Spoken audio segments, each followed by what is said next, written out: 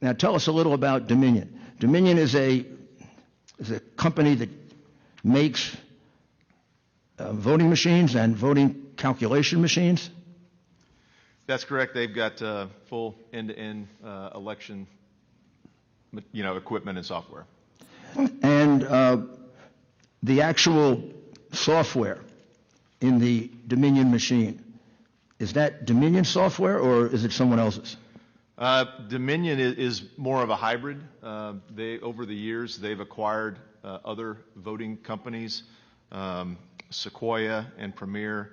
Sequoia was spun off of SGO, and Premier was spun off of Diebold as a result of the antitrust lawsuit. Sequoia is the company that was involved in the very serious miscalculation of the Chicago vote in 2007, wasn't it? I believe that's correct, yes, sir. And they were using Smartmatic software, right? Correct.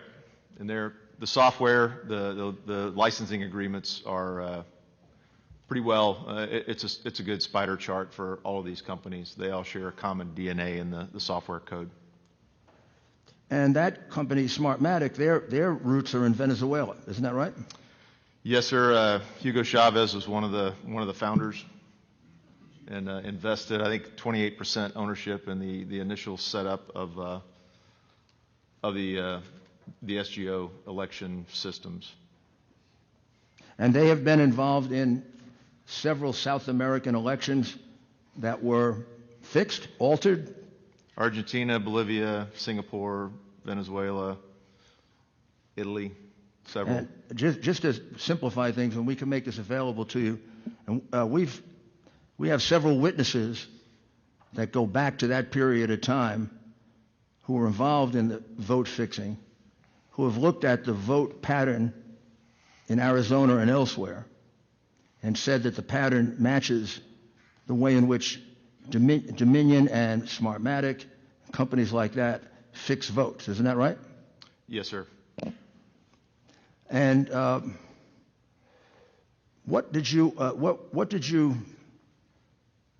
me ask you this other question. One of the former officials of the United States government, a gentleman named Chris Krebs, the former DHS official, shortly after the election, he made an announcement that many of these people refusing to take a look at any evidence are relying on. What did he say? Mr. Krebs was the director of CISA at DHS, and he basically said that this election was the most secure in history.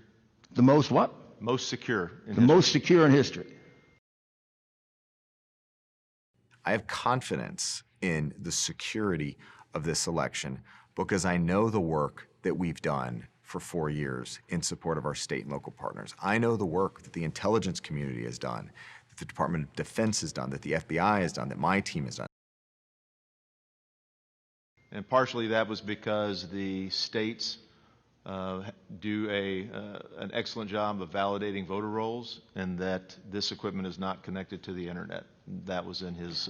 He said this equipment, which was largely Dominion and several others, is not connected to the internet. Is that correct? Yes, sir. Now, is Dominion on his council?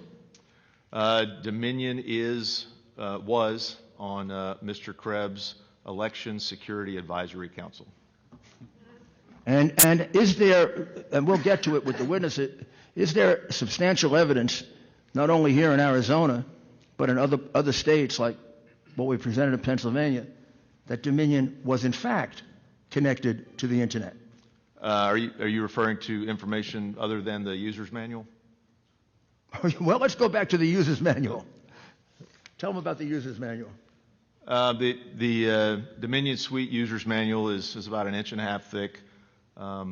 And my team went back to the user's manual and looked at all the instances where in the user's manual it tells operators to connect the Ethernet cords to the router, and it is the systems are connected to the internet. And then what evidence do you have that there actually was connection to the internet? Our teams looked at spider graphs of the Dominion network on election day. and showed the increased web traffic, internet traffic on Election Day for Dominion servers. So on Election Day, Dominion was communicating by internet, Correct. contrary to what Mr. Krebs said or thought. That is correct.